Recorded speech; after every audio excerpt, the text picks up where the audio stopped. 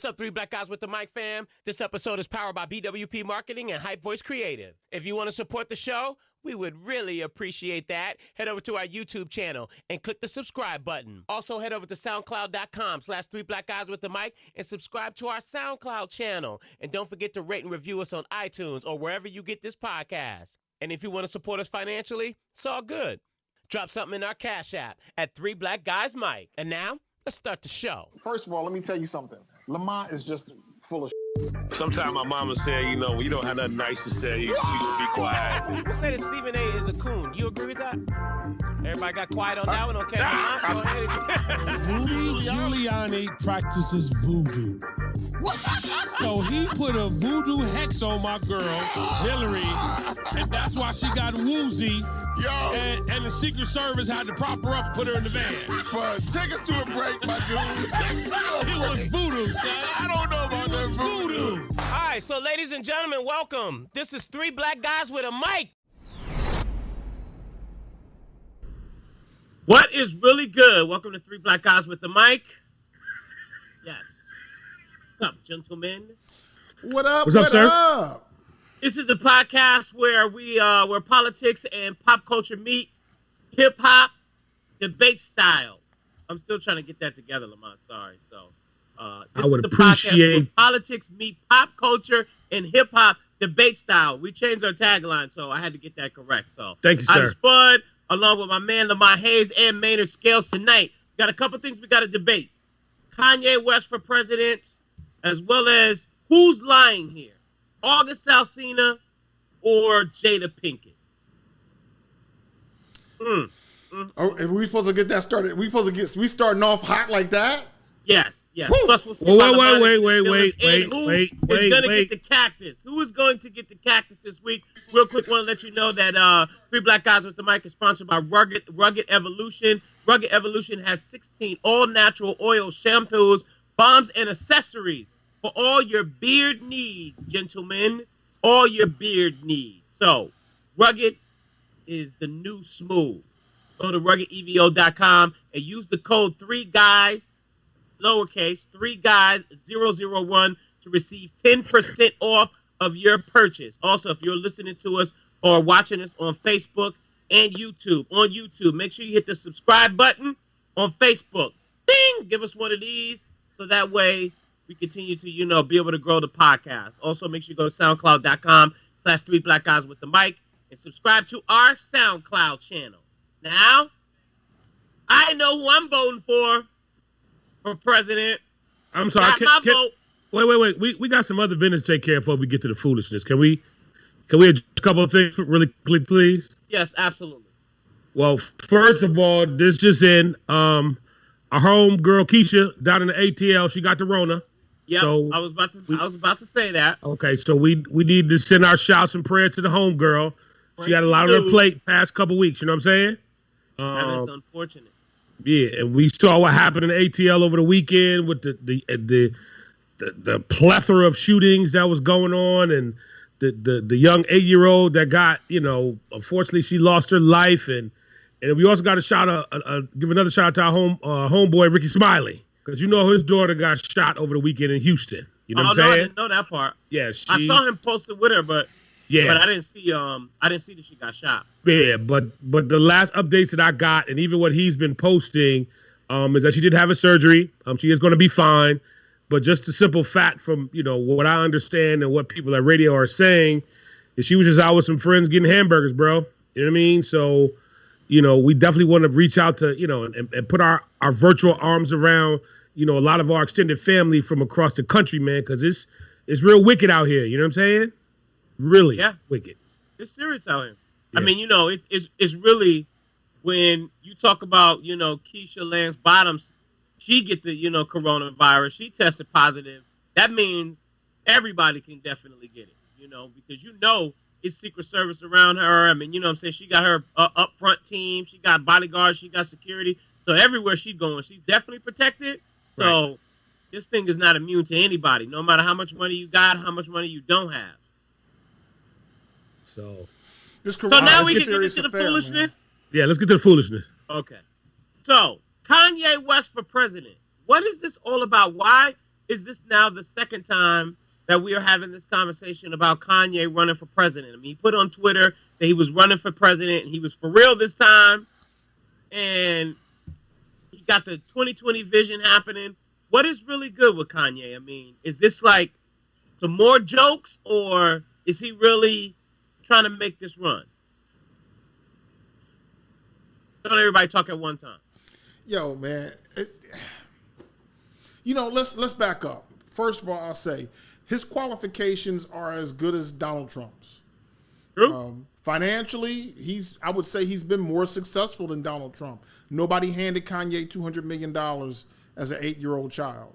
He built his hundred millions of dollars pretty much on his, he did that. Donald Trump didn't. So at least he's as successful financially. Popularity-wise, I mean, he's got a fairly significant social media following and cult, what do they call it? Whatever, that cult following kind of deal. And so he got a movement. He got a tribe. If that's all it takes, this doesn't say anything to me about Kanye West. If he gets 200,000 votes across the country, what this says to me is that we're just stupid as people. Or is it just change? I mean, you know what I'm saying? Obviously, America wanted change with Barack. America wanted change with Trump. Maybe America wants change with Kanye. Let's be honest. Don't we want to get somebody who has some reasonable experience like, do you really want the guy who basically went on TV in the middle of television and just said, George Bush don't like black people? Do we want him? Right? We don't want Donald Trump either. It's the same thing as Donald Trump saying that, you know what I'm saying, we got people dying like they've never died before. Right. And so now we got to get away from that. We don't want to go deeper into that. We want to go away. Carol Ann, run away from the light. Carol Ann, come back. So let me ask you a question, Maynard. And Spuds, you can take a stab at this too. So Maynard, your beautiful daughter is what? 11 years old? 10? Yep. Is it 10 or 11? 11. If you needed a babysitter, would you let Kanye West babysit your daughter? Absolutely not. Okay, stop. Spud. Deshaun, yes, he's a man, a young man, but let's take some years away and let's just say Deshaun was 12. He needed a babysitter. Would you feel comfortable? Yes. Huh? My answer is yes. I want him to go over to the Kardashians. I want him to slide down a slide. I want him to be in the backyard. I want him to take my child everywhere they can take him. Go on and take him. You want to take him shopping? Fine with me. Take him down, you know what I'm saying? Get him all the Yeezys. Listen, bro. Listen. I'm just kidding. No. All I'm saying is that at the end of the day, Kanye is like, he's a big kid. And if I'm not mistaken, didn't he say he was like clinically not having some issues not so far in the recent past? Right. He's still trying to figure out his mental health piece. At the end of the day, just because you got, clinical issues doesn't mean that you can't run for president. Right. If you got some clinical issues and you're managing that and you've done well and you've not been sporadic, then hey, but we also know it was a minute ago when he was like, slavery was a choice and all these crazy. He's always had all these wild outbursts that are just, it's over the top. Well, and this is my opinion. And again, everyone has one. I've said on this podcast, I've said it in private. I still believe Donald Trump does drugs. Like, he gets high. He acts like a dope fiend. To me, I've seen dope fiends. I'm not rocking out with somebody else that has a tendency to be a dope fiend. And Kanye has a tendency. You know what I mean? Erratic behavior. Even if he had a better plan for America than both of the two candidates right now, you still wouldn't vote for him? God, no. No. God, no. See, listen, here's my plan for America. Tell me if you're going to vote. I'm going to erase all debt for everybody. Everybody gets to eat and live for free forever. And that's my vote. You can get medicine. I got the dopest, fountain of youth, and you can have it. But first of all, the dopest is already off. Yeah, that's a problem. But listen, Mr. Civics 101. I'm sorry, Mr. Civics 401.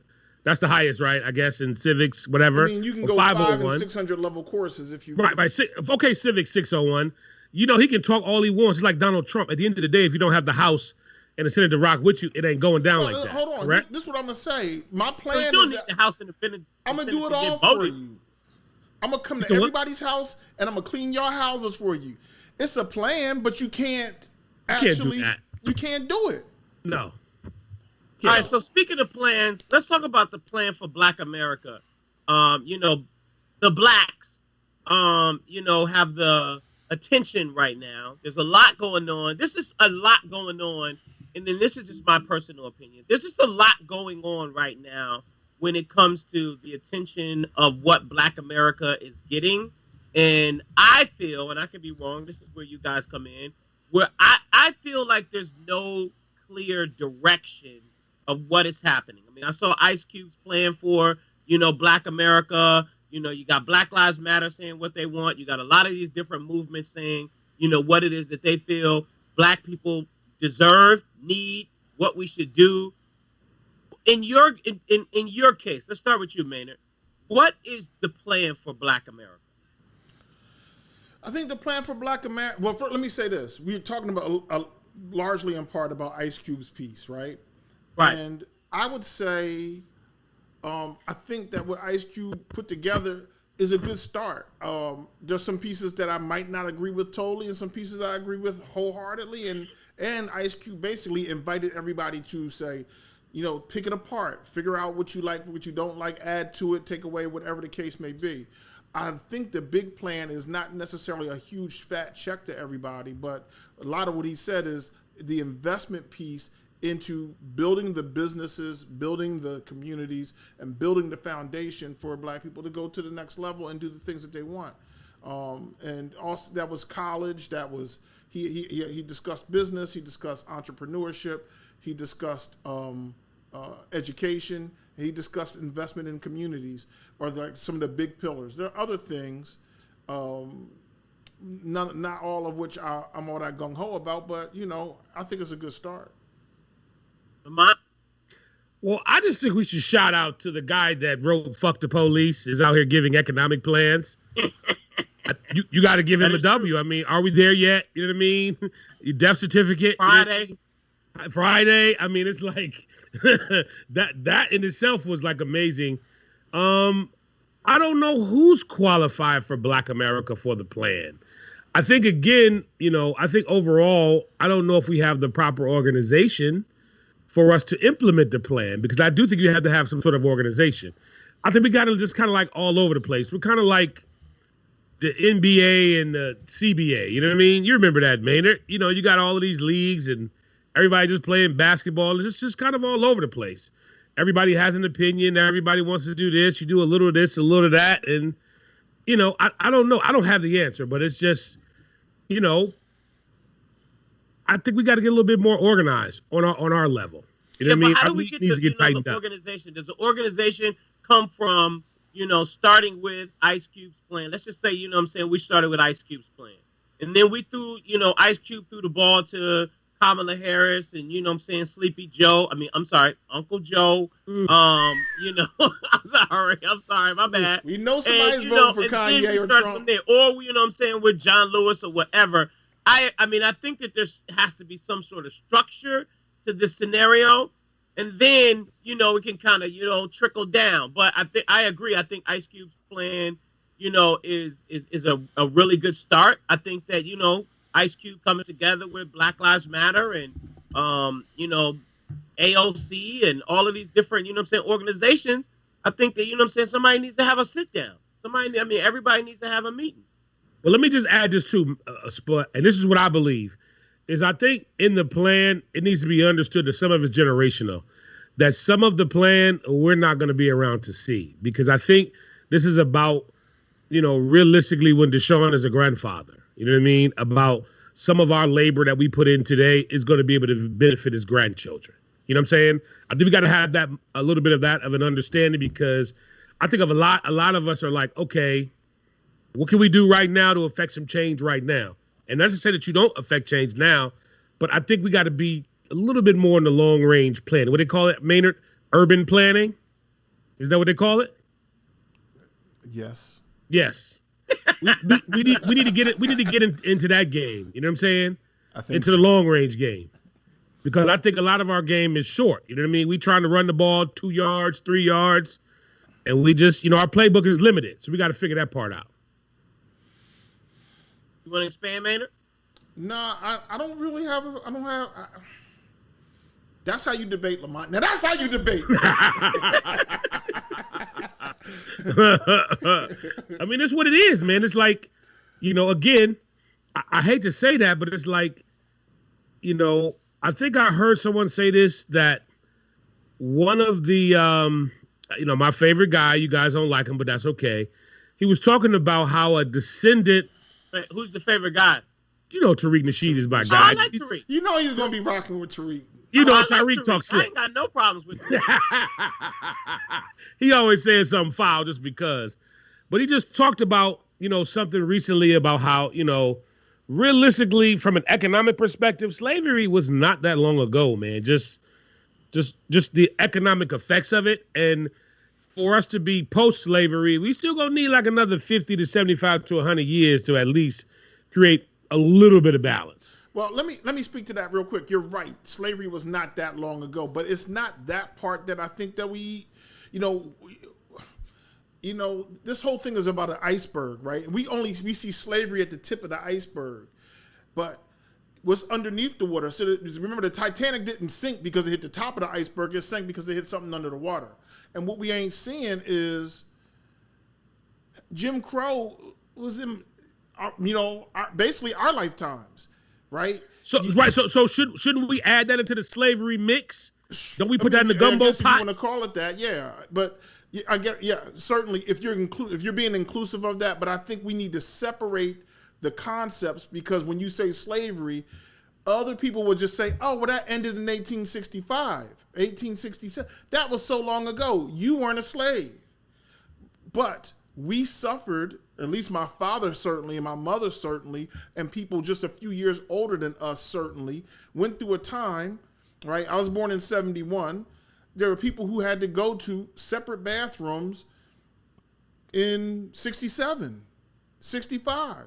We know that I was watching TV this past weekend, and they were talking about the Little Rock Nine.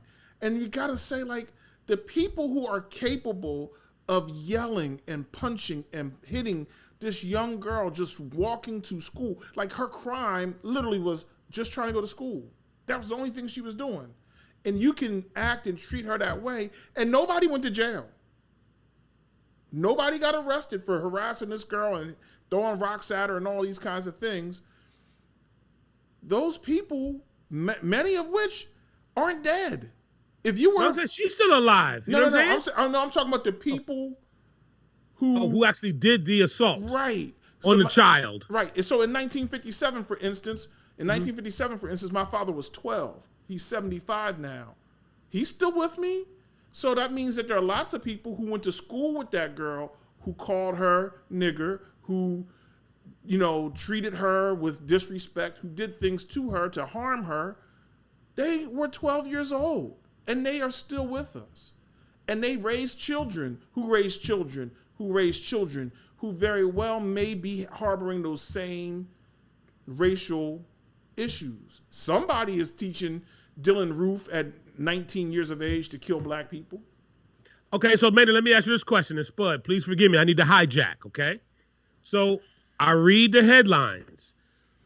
The headline of the Supreme Court today, and a decision in reference to the Electoral College. Maynard, you are Civics 601 graduate, whatever. When we talk about this Electoral College, which we use today, am I correct? Yeah. Right? This was a system that was created. Why? Why was this country not built on the one man, one vote concept? I know the answer. I just want to hear the civics version. You feel what I'm saying? We're still today, we still have this argument being argued in the Supreme Court of the United States of America. Go. Because it's better. No, it's not better. No, because of slavery. It gave power to less populated states, so that they would have similar powers to larger majority states. And in some respect, there's some beauty in it that you could, New York can't just have their way and Iowa just has to live with it. But at the end of the day, what it ultimately was a way to give southern states that were not nearly as densely populated with citizens a way to compete for the electoral process with states that had larger populations. And that gave the South the votes it needed to continue to push its agenda. So it's largely a throwback to slavery, and it needs to go. So isn't that part of the slavery gumbo that we still are digesting in 2020? Put them all in the pot. I'm with you. Stir it up. I'm with it. That's all I'm asking. So I'm just, when we hear the argument or the conversation about, well, that happened so long ago, when you start to really examine, and again, when I saw and really read what the ruling said today, again, I didn't know. I thought if your state says you vote for X, I thought that's what the Electoral College representative is supposed to vote. But that ain't the case.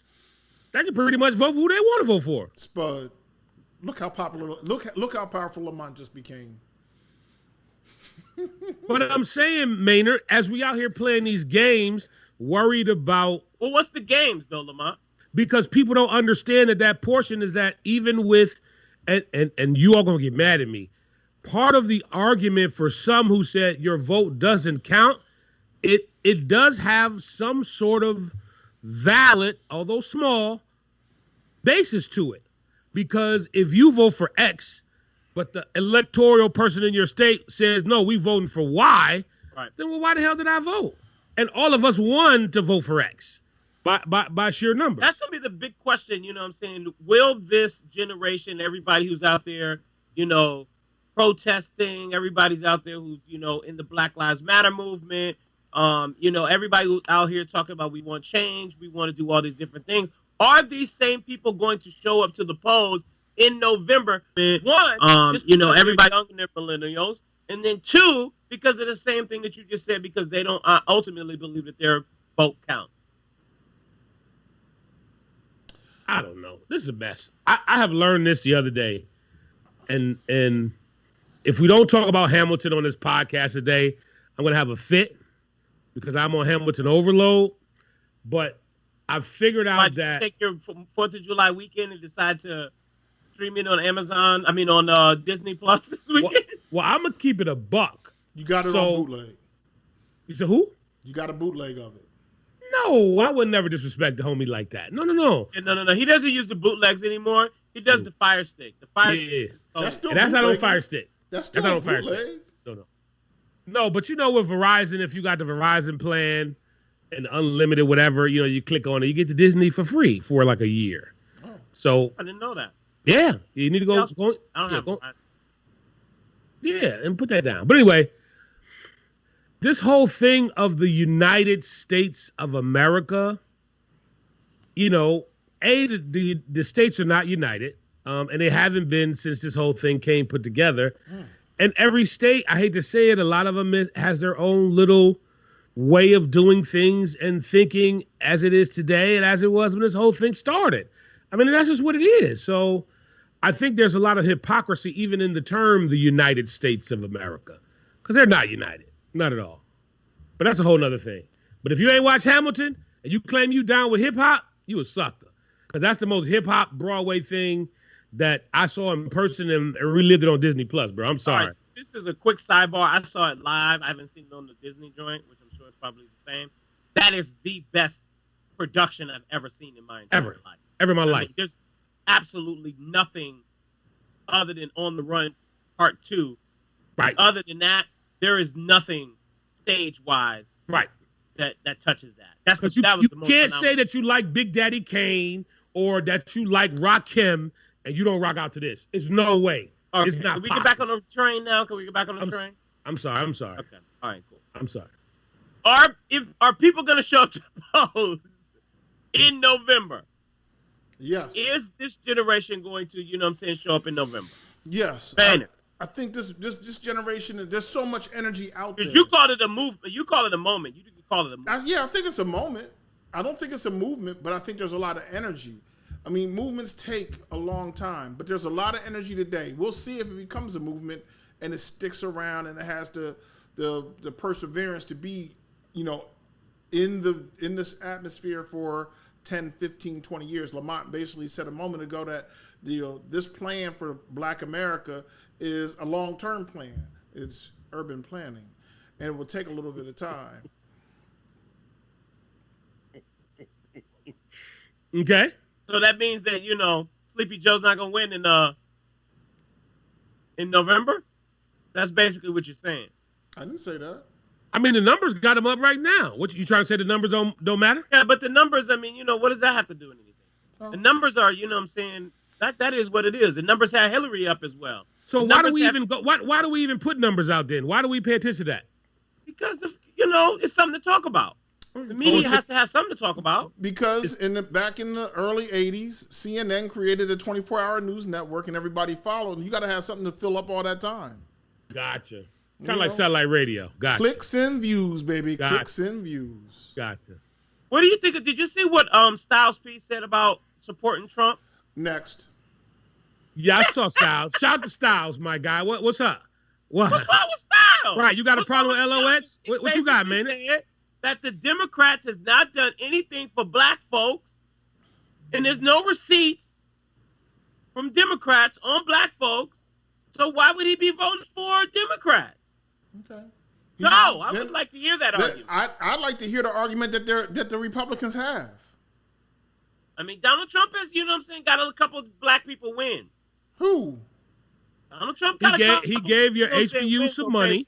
Every president they've been giving HBCUs money forever. That's fine. But he did that under his administration. So you got to give him that. Reform.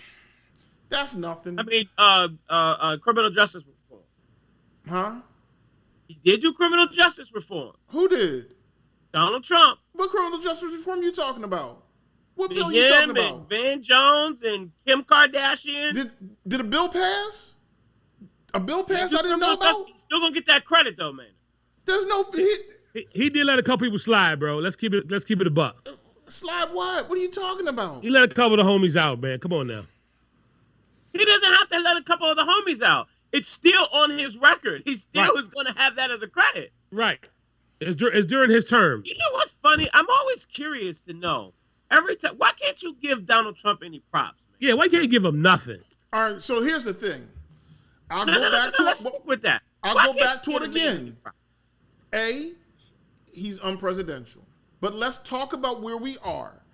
The idea that there are 130-some thousand people who have died from this virus, and he continues to say it's no big deal. Now, where Black people are concerned, the virus has caused this huge unemployment that occurred.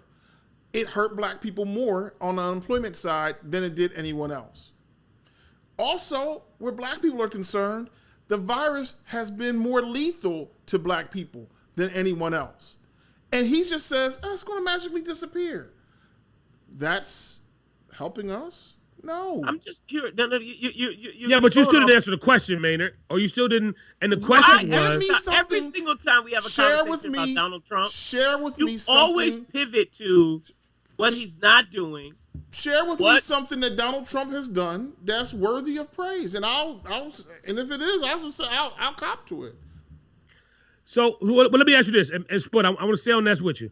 Because Maynard said, when we talked about, and again, this is just the HBCU thing for the Blacks, you said just because another president did the same thing, he shouldn't get his credit for that.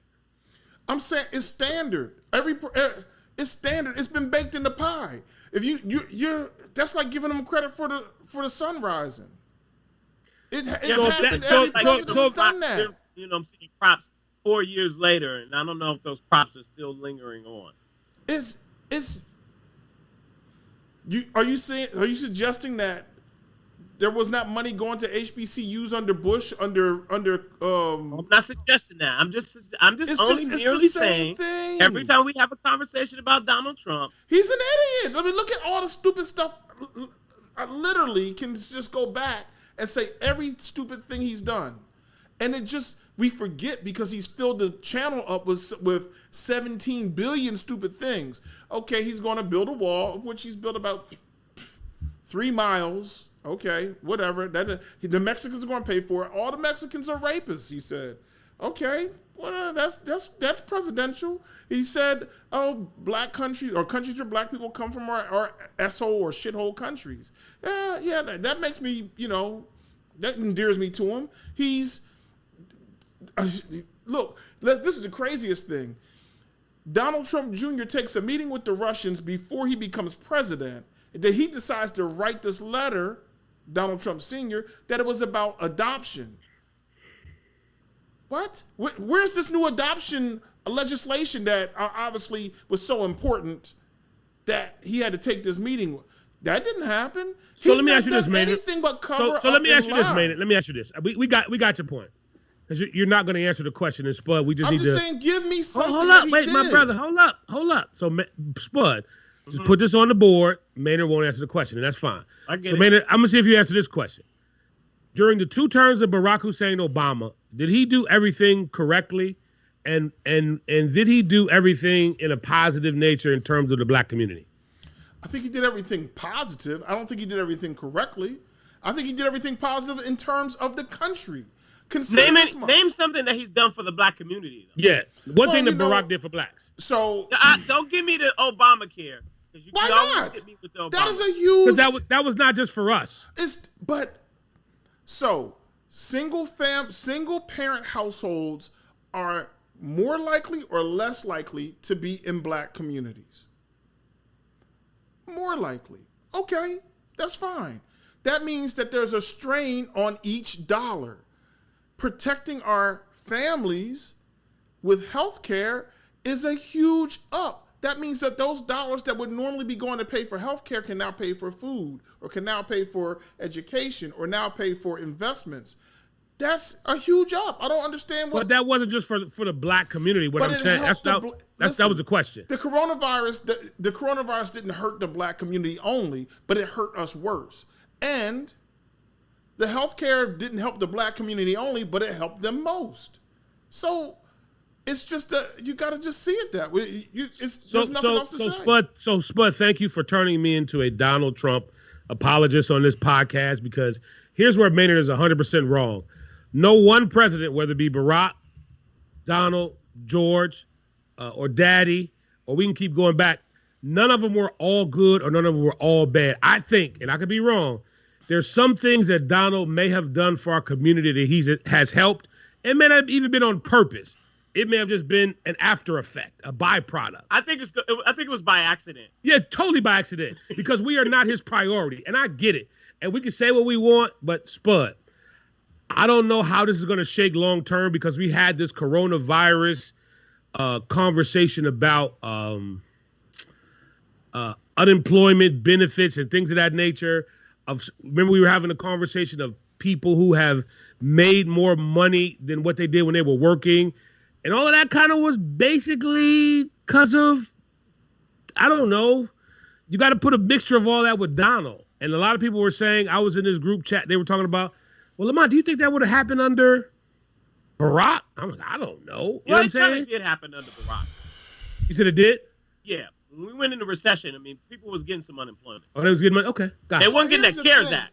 They weren't getting that CARES Act money. Let's just think about this. Barack came in, there was this thing called the financial crisis, where they were basically telling us, tomorrow you might go to the ATM machine and nothing comes out. The money that you put in, your hard-earned money, they weren't sure it was going to be there. So he kind of had, the first year or two. I really wasn't focused on black folks, though. Yes, not at all. Who cares about focusing on black? If they don't fix who that, who cares about focusing on black folks? Listen to me, Spud. If you don't fix the financial crisis, if that doesn't happen, a U.S. dollar is worthless. It wouldn't matter. No, I get it, and I understand. So if you don't fix that, then I'm just saying. Let me know if I'm hearing you listen for one moment. Maybe he might have been a little bit busy working on the financial crisis. He also invested $4 billion in his administration into HBCUs. What did Donald Trump do? How much was it? Man, Well, you just said what I it was think baked in the pie, so Donald gave a couple chips too. Right, but I'm saying we act as if. Hold on, Barack So you took praise Barack when he does it, but Hold on, Donald does the same thing. And all I'm saying is, I didn't give Barack props. I'm saying y'all didn't give him the props. You just was in there with your pom poms. He gave $4 billion. You're not understanding what I'm saying, Lamont. What I said is this: every president has done it, but y'all act as if Donald Trump did something that nobody had ever done. No, that's not what I'm saying. Here's what I think I hear you saying, Lamont. I mean, Maynard. Correct me if I'm wrong. You are saying that, or this is what it seems like you're saying, because Barack did these things for America, that black people got the benefit from it. That's what it feels like you're saying. I don't hear you saying that there is this one specific focused initiative that has something to do with the African American community that Barack Obama has done. LGBTQ definitely is. And that we can pull up. But, and this is fine. Barack is still my guy. And I understand the scenario in the situation. Cool's not a diss. It just is what it is. Okay. And again, to Lamont's point, I say this and I'm done. To Lamont's point, no one's praising Donald Trump for the things that he has done for the black community. Those things were done based off of accident. In my opinion, criminal justice reform and the First Step Act, if it wasn't for Kim Kardashian and,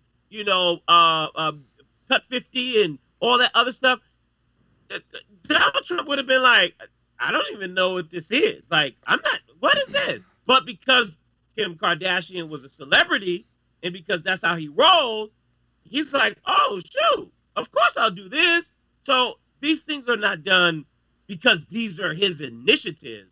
These things are done because he just so happened to be in the White House at the right time. And you wait, hold up, Maynard. And I'm going to say this and I'm done. Your man Bolton, he said this the other day when he did an interview. Donald doesn't even read like that. You feel what I'm saying? Donald, dude said like Barack would get up every day and he would have hours and hours worth of briefings with his people. He would go over the notes. He's like, yo, Donald, he just coming in. All right, what we doing today? All right, cool. All right, I'm out. With the Big Mac and the fries? Right. And all right, I'm out. So, Maynard, you're right. Dude is trash. We all know he's trash. You feel what I'm saying? But you can't say that what Barack did and when he did it, it was great. And then I didn't say that. The Trumpster does the same thing and he's trash. I didn't say that. I did not say that. You were dancing when you said $4 billion. No, you are selectively listening to the stuff I say. What I'm trying to explain to you is this. Barack did more positive things and he ran the country better. Now, Barack did education reform, and largely that was to help us because before that it was George Bush's No Child Left Behind, which left behind as many black children as he possibly could. Race to the Top changed that. So that's one thing. He strengthened the social safety nets. Hell, just fixing the economy. We sit here, Donald Trump says, oh, black people are lowest unemployment rate in history. Okay, whatever. Remember, Barack took it. But why? Oh my God! Let me fucking finish. Because he has the lowest unemployment for black people in history. But automatically, you're like, oh, that's something that Barack did. Well, let's keep in mind. Give a man a little bit of pride. Spud, keep in mind when Barack came into office, unemployment was at 10. He took it to 4.9. Everybody in the country won as a result. Donald Trump has taken unemployment from 4.9 to like 3.9. It was already going in that direction. Wait, hold up, Maynard. I'm going to tell you why everybody didn't win. You know why? Because Barack took more of my money, bro, for them 8. Let's keep it a buck. Okay, I'm good. Barack hurt this black family. But I was down for the greater good. Okay, I got you. But let's not have that. You know, Barack was all a utopia for the black community because there was a lot of blacks that he was not. Okay. All right, I'm gonna leave that alone. All right, let's see why Lamont is in his feelings. Lamont, what are you and your feelings about this week, my guy? Other than Barack Obama. I'm just kidding. Now we love B-Rock. You know what I'm saying? No, B-Rock is a man. Yeah. I think the baby girl just had a birthday. She's 21 now, so it's like still smoking weed and everything. Yeah, they getting it popping, man. So. I'm just in my feelings real quick today, man, because I'm gonna hurry and let you get to the floor, man. Oh my God, it's 40 minutes. We've gone too far. Okay, go ahead real quick. Yeah. Just about this gun violence. I mean, we all saw the numbers: Atlanta, Chicago, Detroit, Cleveland, Patterson, DC. We gotta get together, man. I don't know what it is. I know gun violence has always been in our community. I don't know if it's hot. I know I heard one chief talk about it's summertime. People are cooped up. I don't know what it is, man, but we got to get it together, man. We got a lot of problems out here. And the gun violence it just ain't helping, man. I don't know. I don't know, man. We just need to pray or, I don't know, call on white Jesus. I don't know what we need to do, Maynard. But we got to get this gun violence under control. I mean, but how do you do that? I mean, I don't know. Maynard, Civic 601. I'm sure you have a very Barack Obama-ish theory on how to address it, my guy. What would Barack do? That's what we should get some armbands to be like, what would Barack do? Maynard? Well, it's not about Barack. It's about Donald Trump, right? For the gun violence in our community? Remember when Donald Trump was running for president and Barack was president, it was all Barack's fault. That's what Donald Trump said. True. Okay, so he's the president now, right? But here's the main thing that we got to see. I was having this conversation today. What do you call it when a white man shoots a white woman? Domestic violence? No. Crime. Call it crime. What do you call it we have got this, first of all, and this is maybe slightly different. I'm not necessarily suggesting that we should just allow this to occur. But what we should also recognize is that this moniker, black on black crime, is this hyperbole of foolishness that they are trying to label us as far more criminal than anyone else. White people kill white people. When the man went in Vegas, went to the top of the hotel and shot and killed 50 people, they didn't say it was white on white crime. They said he was a problem. He was crazy. He this, he that. They left it at the criminal level. It was individualized. They didn't say that Dylan Roof was indicative of all white people, but let one black child kill another black person and all is black on black crime. It's not this kid killed that kid. Crime is crime. If a black person kills a black person, it's just crime. But when they added black on black to this as somehow it's magical, then all of a sudden it became we are super predators. We're something to be more afraid of. I'm 48. I'll be 49 this year. I ain't been shot and killed. Most of my friends haven't. And almost none of my friends have been shot and killed. I do know people who have unfortunately died due to violence. But I'm sure several other people, white, Mexican, Chinese, or what have you, have also experienced that. And I will say this, Maynard. Your guy, part of Central Park 5, I think his name, the tall, dark-skinned brother, Youssef, right? He was actually on CNN. He kind of said the same thing. He was talking about how we had to basically strip away that term of black on black crime, and that it is crime overall. And then we focus upon some of the effects of the crime and not so much focusing on of it being black on black, because that takes on a different life of its own.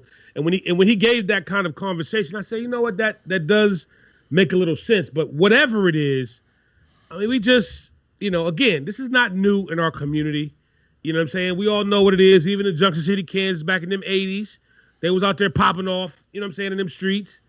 I mean, and I just don't know, man. I don't know how do we get past that particular cycle of that kind of, crime in our community. We got to look at opportunity. We got to look at, a lot of what Ice Cube was talking about in his plan. And that's not everything, but that's a step in the right direction. So when did we bump up Cube? When did we bump up O'Shea up into this status? When did this happen? I don't think that we bumped him up. I think Ice Cube has pretty much have always been speaking out to this particular type of level. I mean, he's always been very vocal in regards to, I think the thing is, and let's not take away from Cube here, but in fact add and strengthen what it is. The thing is, the black athlete, the black entertainer have always been at the forefront of our movement. It was Harry Belafonte that kept Martin Luther King and others going financially. Harry Belafonte was out here writing checks, and he was chartering planes when they needed to get places. Harry Belafonte did that, right? The Entertainer. It was, whether it was Jackie Robinson or whether it's Jackie Robinson or Muhammad Ali or Kareem Abdul-Jabbar or Jim Brown or now Colin Kaepernick or Wilma Rudolph or Arthur Ashe, these athletes have been at the forefront. And then you can turn around and look at other black actors and entertainers. They have been, in fact, leading the way. If we didn't have political power in many ways, we had to use what we had. And some of those things we had was we had our music, we had sports, we had our art. And that's, speaking of entertainers, again, it was James Baldwin that said, how long? And he really was like, we ain't got no more time. You took my grandmama's time, my father's time, my niece and nephew's time. How much time do I need for you to get it right? And James Baldwin sparked the nation to think differently. So did, Langston Hughes or Hurston and others. So I wouldn't poo-poo on what Cuba's doing. Is very important. Well, I was going to say, if he has been really, if we think about it, NWA was political commentary. You know what I mean? Absolutely. It was, so we all know his pen was, that was what it was. So again, I'm with you. But man, I'm going to say this and I'm going to be done with it. Even though I try to hate a lot on Bill Cosby, I was watching, he should be coming home soon. I think he only got another 12 to 14 months, right? Yeah, they talking about letting him go in a minute, though. Yeah. But there was a doc on Netflix about, it was a black, I think, Grand Prix driver. I forgot the guy's name, but one of the docs I was, watching, and he basically, they were trying to piecemeal stuff together, and, he was supposed to get to Monte Carlo, wherever the hell he was, and he ran out of cash. And Bill wrote that check. Bill said, what you need? You need to go out here and make us proud. And I never hear that story about Bill Cosby. Did you know that? I didn't know that. Yeah, it was back in the 70s. I'm going to look the documentary up and let you check it out. But it's on Netflix with a black IndyCar or Grand Prix driver or whatever. And this was somewhere back like in the 70s where Bill wrote like about a $700,000 check. And Bill was like, just go out there and win. Right. Oh, okay, Bill. As we're talking about sports and, I'm saying Colin Kaepernick and black, athletes and heroes, the NFL is putting the Negro anthem in the first week of the games. Hey, can you go to me first? Because I've been waiting on this part. Yes. Lamont, thoughts? Why? You don't want to hear lift every voice and sing? Why can't we have our anthem shown? Listen, man. I hate to say this, and maybe gonna jump down my throat. I'm starting to feel sorry for some of the white folks out here, some of our allies. Why are we gonna do that? Who asked for that? I don't want that.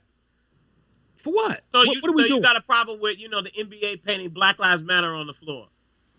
No, we're not. Come on, man. It's like we're not. It's kind of like the electoral college thing we talked about earlier. We're not focusing on the things that really matter. We're just doing a bunch of lip service because it feel good. Like Bank of America talking about, well, I'm going to put up $1 billion over 4 years. That's 250, what's that, 250 a year? That's peanuts. Between me, Maynard, and Spud, that's our overdraft fees for a year. You feel what I'm saying? I'm not bouncing checks like that, my friend.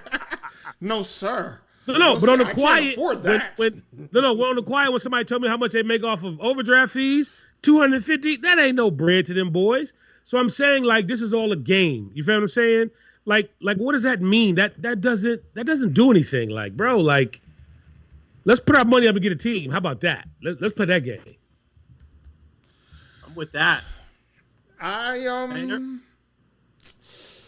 That's how you debate, Lamont. That's exactly how you debate. Very good. Once again, sense. Look, singing. It's a nice gesture. You're doing it one time. No, it's not. And that's cool. It's throwing you a crumb. No, what I'm saying is it's cute that they're going to sing the Black National Anthem. It's cute. It's a nice gesture. It's the exact definition of a pander. As Wilson Norman says, it's to pacify us. And I get it. And they're willing to give up a lot of stuff. But we're gonna give you the Black National Anthem. Oh, we're gonna give you this. Wait, for the first week. You're not gonna give us that reparation check, Oh, though. I'm sorry. Whoa. It's only 1 week? 1 week. That's only for the first week. But where's that reparation check? That's what I'm talking. Give that up. Yeah, it's not like the whole season. No. It's like, I'm gonna give you guys, and I'm gonna give y'all the first week, and then the rest of the game, it's gonna be us, and y'all better not kneel. I'm gonna give y'all the first week. It's ridiculous, man. I mean, these are the things that are, It's not even. It was this is the play, because they don't normally show the national anthem on TV anyway, unless it's a playoff or the Super Bowl. We're going to get that one, right? We're going to get all it's a ratings play. Right? It's a ratings play. Oh, everybody black is going to be at home singing it all wrong. But they're going to be home crying, saying we overcame finally. And then we're going to forget all about, pressing forward for reparations or equal rights or anything like that. Because we got a national anthem. All right, ladies and gentlemen. Okay, I'm sorry. Before we get to the cactus, can we talk about? So tomorrow is the blackout. It's another one. Tomorrow's a blackout. Whoa! It's another one. Wait! I had to pick up my stuff from Nordstrom's. What time does it start? No. No, for real. I gotta order some shirts, some dress shirts. We going back to work around here. My order come in the morning. Did you already? What time does it start? Did you already order? What time does it start? It's all day, Lamar. It's all day. Well, Nordstrom opened at 10, bro. I got to go get my shirts, man. Did you already pay tomorrow's for the blackout. 7/7. T.I. call for, all of us to not spend our money tomorrow. Anybody withholding their money, or are they going out and picking up $1, my mom would say? Well, they already charged me, so does that count? No, you bought it on a different day, so we might let you slide on that. You got to call T.I., though. Yes, I'm not interested in the blackout. I'm good. I'm cool on it.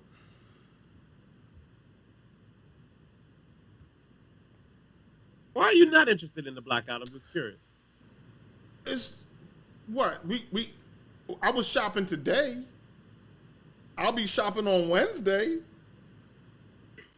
Yeah, but if we withhold our dollar for one day and they see the economic power we have, you know what that sounds like? Won't they want all of the Gucci's and the Nordstroms and the Neiman Marcuses and all these people? Won't they say, "Oh my God, look at all these black people. Lamont, the black people hold their money. We have to pay more attention to them." Lamont, what was that movie, Harlem Nights, and they locked Danny Aiello into the look? They said they looking at the black people and said, "Look, we locked you into small sips. You gonna be back. You gonna be back." See, so Spud, here's the other hole in that. And again, this is a hole to someone who understands, I think, economics and looks at the trends. We all know the data in terms of what we spend as a community. Trust and believe, MC Hammer wouldn't have been dancing with popcorn chicken if they didn't know that we spend money. You feel what I'm saying? They wouldn't be dancing and prancing on with the raisins talking about I heard it through. You know what I'm saying? If they didn't know, they know we spend money. When I say they know, Madison Avenue knows that we spend cheese. Everybody knows it. The Arab person in the store that's selling you a Lucy and a bag of ice for $1 to go with your pint of Hennessy, he know that we spend. So that's what I mean about spinning our wheels in terms of energy that kind of don't really make no sense. Don't make no sense. And in fact, Lamont, just on Cube's plan, he basically outlined or he highlighted one thing. While advertising to African Americans went down 5%, black spending went up. I'm just interested in black spending. When are we going to start talking about black saving? When are we going to start talking about black investing? Spending is giving away your wealth. When are we going to start talking about building our wealth? So, man, let me ask you this question. And Spud, give me this too. And I do remember this.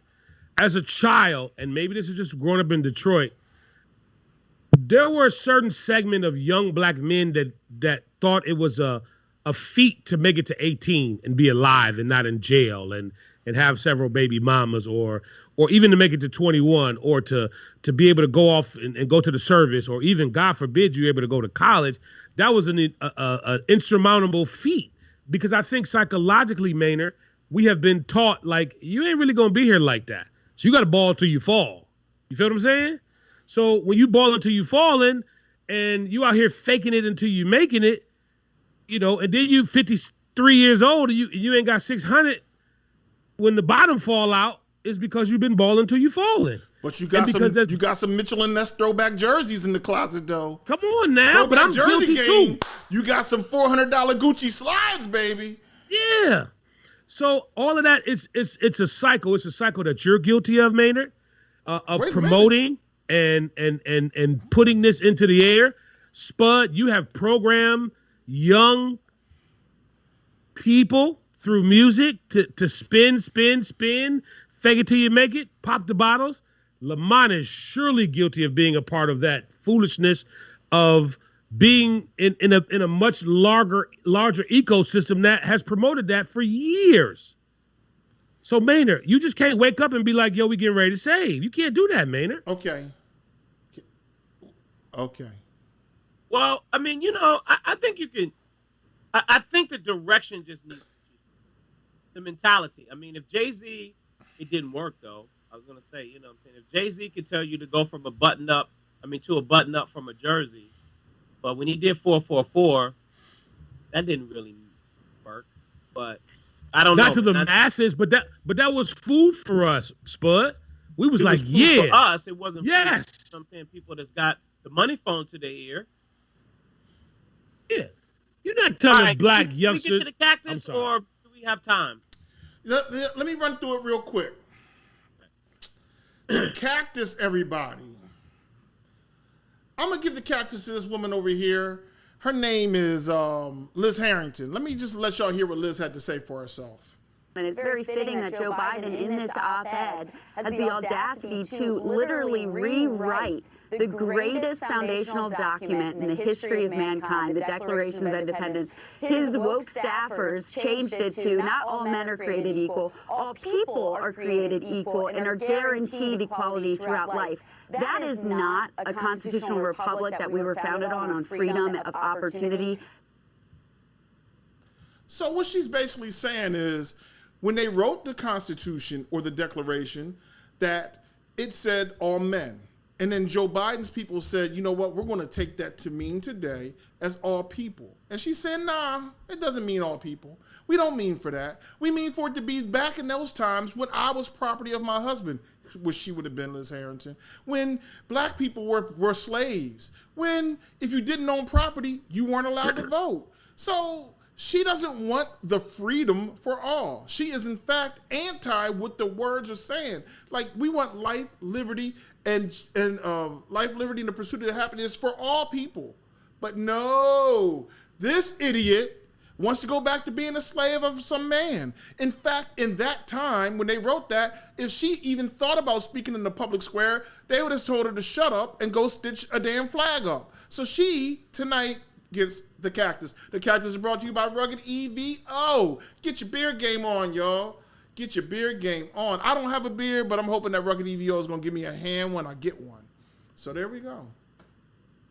All right, ladies and gentlemen, we are out. Thank you so very much for joining us for this episode of Three Black Guys with the Mic. Again, make sure you go to ruggedevo.com, enter in 3 guys, lowercase, -001 and receive 10% off of your order. We will do it again next week. Do us a favor. We need this favor. We're tonight live. We're expanding our audience. So we are on live on Twitter. On Periscope, as well as YouTube, as Facebook. And we're going to hopefully be able to be on Instagram next week. Do us a favor. Share this episode with your friends, with your page. If you're watching us live, share this episode right now on your page. Also, go to youtube.com or go to our YouTube channel and hit the subscribe button. So, you know what I'm saying? So that way you know when we're going live. You don't miss an episode. Go to SoundCloud.com/3blackguys with the mic. Subscribe to our SoundCloud channel and rate and review us on iTunes. That is the most important. Rate and review us on iTunes. Have a fantastic week. We'll do it again next Monday, 7 p.m. right here on Three Black Guys with the Mic. Do you suffer from patchiness or irritation and want a fuller beard? Rugged Evolution features 16 amazing balms, oils, shampoos, and accessories. For more information, go to ruggedevo.com. And remember, Rugged is the new smooth.